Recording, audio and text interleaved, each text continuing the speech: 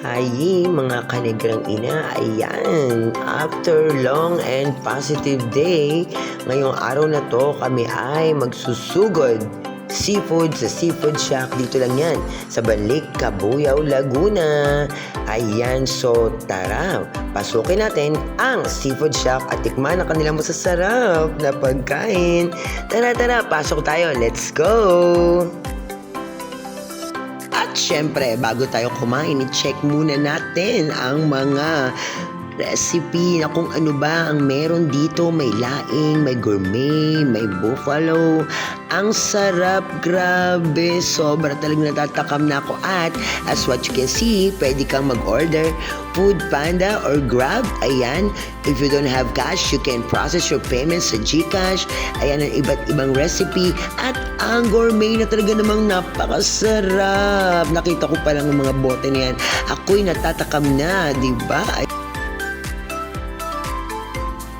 Ayan na nga mga kanegrang ina, kung ang hanap mo ay gourmet naman talaga, dito ka pumunta sa Seafood Shack.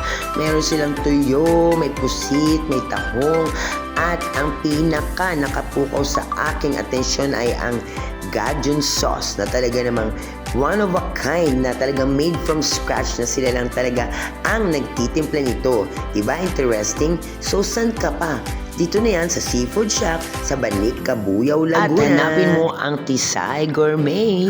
At ito na nga po mga kanegrang ina, ang exciting part. Kitang-kita naman ng inyong negrang ina. Ay, grabe, super na amaze sa seafood, dahil dream come true. Dahil ang tagal ko na talagang nagki-crave sa seafood, but wala akong makita dito sa Laguna. Ito pala, nandito lang sa Banlic, at talaga namang hindi ko na alam kung anong sasabihin at gagawin dahil sa sobrang sarap ng seafoods na ito at ang Gajun sauce.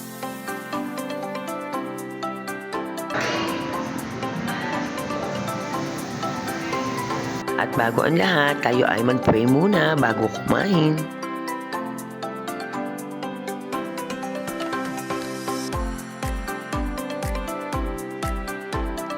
At ayan na nga, ang inyong negrang ina, aatak na. Sorry naman, I'm a coach, but pag ganito naman kasarap ang iyong kinakain, talaga namang mawawala sa isip mo. Sorry naman sa aking mga kinu-coach, minsan lang to, pagbigyan nyo na ako, dahil ito ay seafood. See, may bulalo, may pusit, mayroong laing. Oo, diba? Sobrang enjoy na enjoy ang lahat sa pagkain yan. Lahat masarap, walang tulak kabigin, lahat ay patulak sa ating tiyan.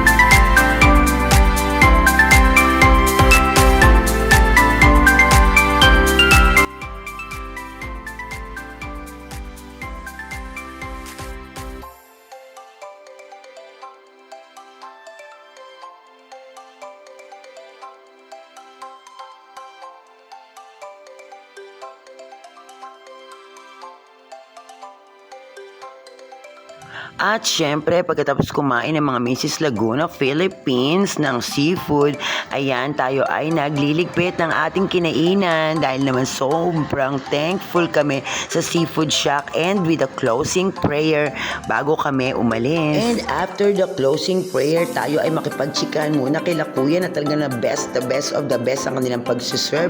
So shout out dyan kay Kuya Neil, Kuya Jem, Kuya Kyle, ayan, diba? So, and then shout out din dyan kay Kuya Aldwin. Ayun, yung iba nakalimutan ko ng pangalan, sorry. And bago umalis, talagang hindi papakabog ang inyong Mrs. Los Baños. At thank you so much, at ayan, kitang-kita natin na merong mga take-out din ng gourmet, at sobra namang talagang ang dami-dami niyan. And then, ito na nga ang sinasabi sa hula ng pag-take out. Ayan si Kuya na Grab driver at nagpipick up na ng kanyang delivery. Thank you so much, kuya, sa pagkaway mo.